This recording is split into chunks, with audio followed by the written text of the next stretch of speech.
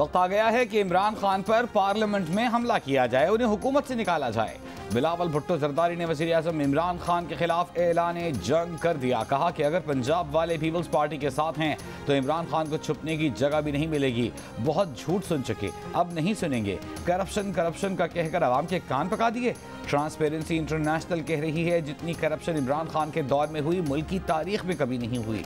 वक्त के जालिम, कठपुतली और सिलेक्टेड वज़ीर आज़म का मुकाबला करने मैदान में निकले हैं। 27 फरवरी को हुकूमत के खिलाफ निकलेंगे। कोरोना की 5वीं लहर के उरूज पर हुए इस जलसे में कायदीन, रहनुमा और शरका में कहीं मास्क का एहतमाम नजर नहीं आया।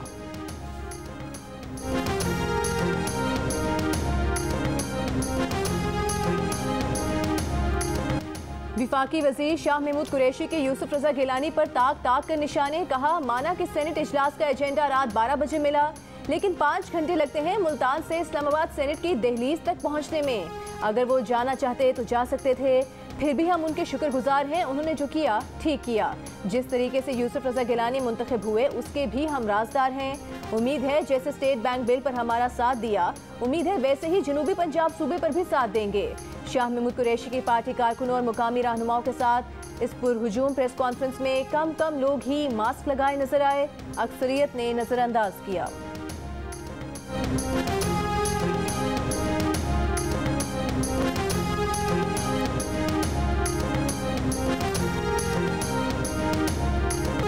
मुस्लिम लीग ने उनके रहनुमा एहसन इकबाल वज़ीर आज़म इमरान खान पर बरस पड़े। खुशामदियों, लुटेरों और मुनाफाखोरों की हुकूमत करार दे दिया। कहा ट्रांसपेरेंसी की रिपोर्ट ने झूठे सादिक और अमीन का मेकअप पूरी तरह उतार दिया। जो फॉरेन फंडिंग, गैर मुल्की तोहफों और अपने टैक्स का हिसाब न दे सके वो कैसा सादिक व अमीन है। आप तो 27 को निकलेंगे, हम सिंध के बल्दियाती कानून के खिलाफ 26 को ही निकल आएंगे। विफाकी वजीर अली जैदी के बिलावल भुट्टो पर वार। कहा कि ये जमहूरियत और इंसानी हुकूक के चैंपियन बनते हैं, असल जमहूरियत तो हम हैं। वो शीरी मजारी से कहेंगे कि बिलावल को इंसानी हुकूक की कमेटी से निकाल दें। असद उमर ने कहा कि 2023 में सिंध में पीपल्स पार्टी की हुकूमत नहीं होगी, सूबे को डाकू राज से निजात दिलाएंगे।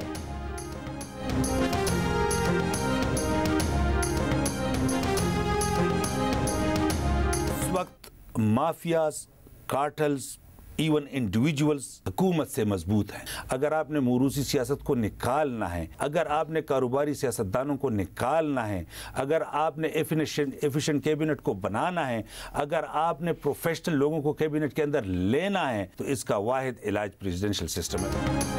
गवर्नर खैबर पख्तूनख्वा शाह फरमान ने वाज़ेह तौर पर सदारती निज़ाम की हिमायत कर दी। प्रोग्राम जरगा में मेज़बान सलीम साफ़ी से गुफ्तगू करते हुए शाह फरमान ने कहा माफियाज हुकूमत से ज्यादा ताकतवर हैं, पार्लिमानी निज़ाम डिलीवर नहीं कर सका।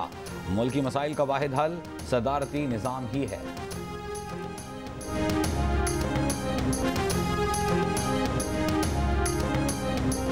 23 मार्च कौमी दिन है, इस पर सिर्फ परेड वालों का ही नहीं मार्च वालों का भी हक है। लॉन्ग मार्च 23 मार्च को हतमी और तय है। मौलाना फजलुर रहमान की मीडिया से गुफ्तगू। स्टेट बैंक से मुतालिक बिल की मंजूरी पर कहा कि इसका जिम्मेदार ऑपोजिशन का गैर हाजिर मेंबर नहीं बल्कि वो है जिसने रात 11 बजे एजेंडा जारी किया।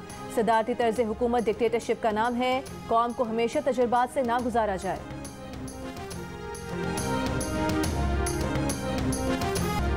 पाकिस्तान सुपर लीग का हाई वोल्टेज मैच, सबसे बड़ा मुकाबला कराची किंग्स और लाहौर कलंदर्स आमने सामने। कराची किंग्स की बैटिंग जारी, 18.3 ओवर्स में 5 विकेटों के नुकसान पर 154 रन बना लिए। नेशनल स्टेडियम पहुंचने वाले मियां बीवी कराची और लाहौर के सपोर्टर। खातून ने कहा लाहौर हार गया तो वो 2 दिन कमरे से बाहर नहीं निकलेंगी।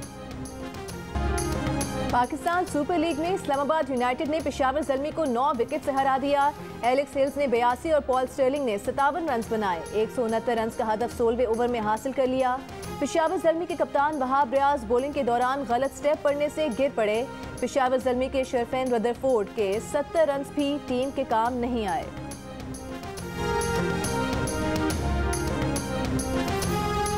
कराची के बाद कोरोना ने खैबर पख्तूनख्वा में पंजे गाड़ लिए। पेशावर में शरह 36%, नौशहरा में 47% तक जा पहुंची। हुकूमत नींद से बेदार न हुई। कोरोना को फ्री हैंड SOPs मजाक बन गए। कोई अमल दरामद कराने वाला ही नहीं। मुजफ्फराबाद में भी सूरत हाल संगीन, शरह 34%। कराची में मुस्बत केसेस की शरह में कमी का रुझान, मगर भी शरह तकरीबन 22% है। हैदराबाद में 20%, लाहौर में 19% से ज्यादा, जबकि इस्लामाबाद में 15% से नीचे आ गई। क्वेटा, रावलपिंडी, फैसलाबाद, बहावलपुर, गिलगित और मर्दान समेत 10 अजला में शरह अब भी 10% से ज्यादा। गुज़िश्ता रोज़ कोरोना से मजीद 29 अमवात, 8000 के करीब केसेस सामने आए। शरह तकरीबन 12.5% रही।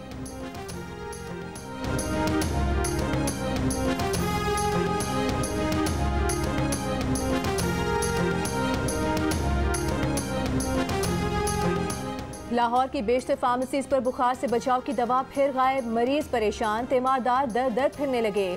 तर्जुमान नून लीग मरीम औरंगजेब ने कहा कि अवाम के लिए रोजगार गायब, मरीज के लिए दवाई गायब, किसान के लिए खाद गायब। हुकूमत को शर्म आनी चाहिए। वज़ीर आला पंजाब उस्मान बुस्तान ने बुखार की टेबलेट की किल्लत का नोटिस ले लिया। मेडिकल स्टोर्स पर दवा की दस्तयाबी की हिदायत कर दी।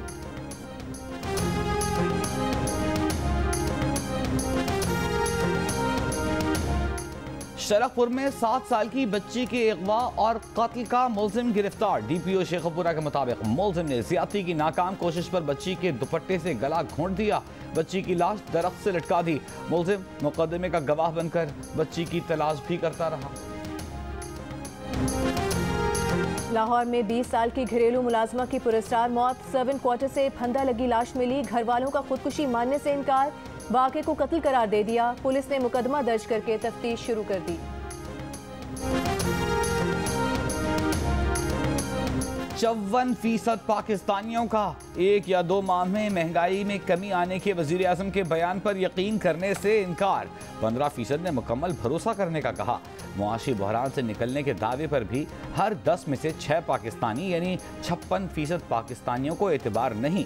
वज़ीर आज़म की कारकर्दगी से गैर मुतमईन अफराद की शरह में 10% कमी आई। 41% ने कारकर्दगी पर अदम इत्मीनान का इजहार किया। 18% मुतमईन नजर आए।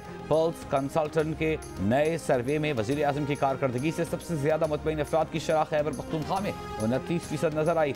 जुलाई 2021 में ये शरह 50% थी।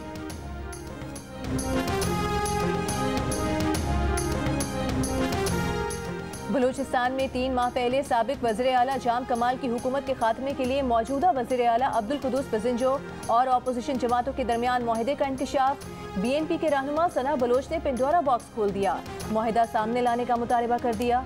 जाम कमाल ने तहरीक अदम एतमाद पेश होने से 1 रोज पहले 24 अक्टूबर को इस्तीफा दे दिया था।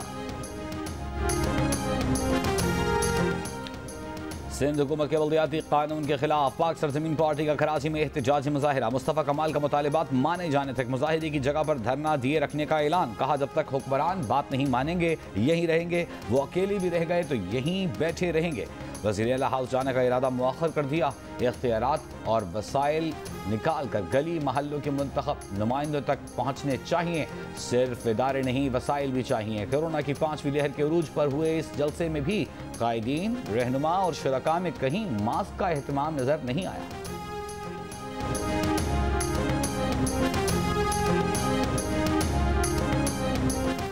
सुप्रीम कोर्ट बार एसोसिएशन के सदर एहसन भोन ने जस्टिस काजी फाइज ईसा नजरसानी केस में सुप्रीम कोर्ट का फैसला तारीखी और अहम संग मील करार दे दिया। कहा फैसले में तमाम आईनी और कानूनी पहलुओं को सामने लाया गया जिन्हें गुज़िश्ता फैसले में नजरअंदाज कर दिया गया था। हुकूमत को जस्टिस याहिया आफरीदी का नोट बारीक बीनी से देखना चाहिए। उसमें जिनको जिम्मेदार ठहराया गया है उनका किसी इलेक्टेड ऑफिस में रह जाना अब मुमकिन नहीं। ये फैसला बिल्कुल आज़ादाना है। सुप्रीम कोर्ट ने गुज़िश्ता रोज़ जारी तहरीरी फैसले में करार दिया था कि सुप्रीम कोर्ट का जस्टिस फाइज ईसा की फैमिली के खिलाफ FBI को तहकीकात का हुक्म देना गलत था। सेरीना ईसा के टैक्स का केस सुप्रीम जुडिशल काउंसिल को नहीं भेजा जा सकता। जस्टिस काजी फाइज ईसा और उनके अहले खाना का टैक्स रिकॉर्ड गैर कानूनी तरीके से इकट्ठा किया गया।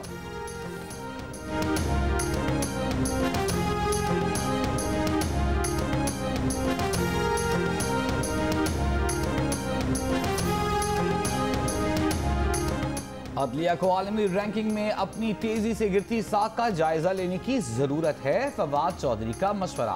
वफाकी वजीर इत्तलात कहते हैं कि वजीर कानून फरोग नसीम का सवाल अहम है। अगर जज साहिबान बीवी बच्चों के असासों के जिम्मेदार नहीं तो सियासतदानों और ब्यूरोक्रेट्स का एहतसाब कैसे मुमकिन है। नए चीफ जस्टिस जब हलफ लेंगे तो उन्हें इस चैलेंज का सामना होगा। माहिर कानून रशीद रिजवी और नासरा जावेद इकबाल ने काजी फाइज ईसा केस से मुतालिक वजीर कानून फरोग नसीम के बयान को मुस्तरद कर दिया। जियो न्यूज़ की प्रोग्राम नया पाकिस्तान में गुफ्तगू करते हुए कहा कि सुप्रीम कोर्ट के फैसले में ये कहीं तासुर नहीं दिया गया कि जजेस का एहतसाब नहीं हो सकता। फरोग नसीम अवाम को कंफ्यूज कर रहे हैं। रशीद रिजवी ने कहा कि फैसले में ये कहीं नहीं लिखा कि जजेस की फैमिलीज का एहतसाब नहीं हो सकता। जस्टिस रिटायर्ड नासरा जावेद का कहना था कि जजेस के एहतसाब के लिए कोड ऑफ कॉन्डक्ट है और फिर जुडिशल काउंसिल भी है। रशीद रिजवी का मजीद कहना था कि जस्टिस याहिया का इजाफी नोट फैसले में शुमार नहीं किया जाएगा।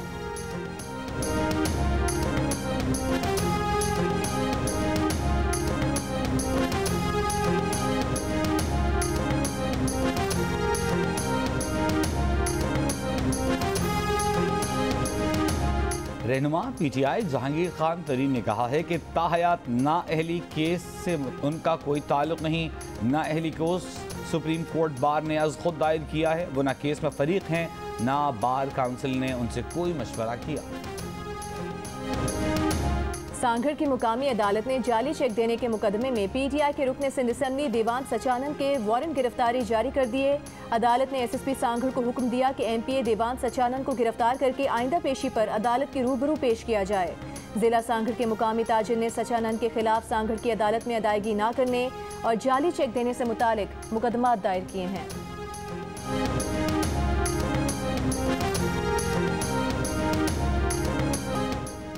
Council of Pakistan newspaper editors ने पाकिस्तान मीडिया फ्रीडम रिपोर्ट बराए साल 2021 जारी कर दी।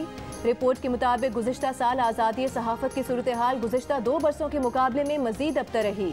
हर गुजरते दिन के साथ पाकिस्तान में मीडिया की आज़ादी इजहार राय और मालूमात तक रसाई के हुकूक को किसी न किसी हथकंडे के जरिए दबाने की कोशिशों में मज़ीद इजाफा हुआ है। रिपोर्ट में कहा गया है कि गुज़िश्ता साल 5 सहाफ़ियों को कत्ल किया गया। 2 सहाफ़ियों ने बेरोजगारी से तंग आकर खुदकुशी कर ली। 2021 में मीडिया बराह रास्त और बिलवास्ता दबाव और मुख्तलिफ हुकूमती और गैर हुकूमती और रियासती इक़दामात और अदम बर्दाश्त पर मबनी मीडिया मुखालिफ कार्रवाइयों के नरग़े में रहा।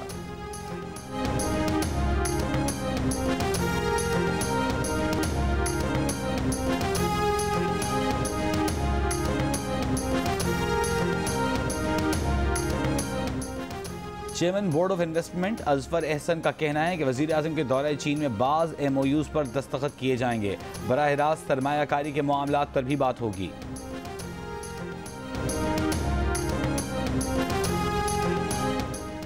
आवाम तो आवाम खवास खुद SOPs की धज्जियां बखेर रहे हैं। मुआविन ख़ुसूसी वज़ीर आला पंजाब हसन खावर का शालामार बाग का अचानक दौरा, आवाम से भी घुले मिले, न अपने मास्क का ख्याल आया न दूसरों को एहतियात का मशवरा दिया। और पाकिस्तान शोबिज़ इंडस्ट्री की मारूफ अदाकारा नीलो बेगम को मद्दाहों से बिछड़े 1 बरस बीत गया। नीलो बेगम ने फिल्म नगर को दर्जनों सुपर हिट फिल्में दी, 4 निगार अवार्ड्स अपने नाम किए।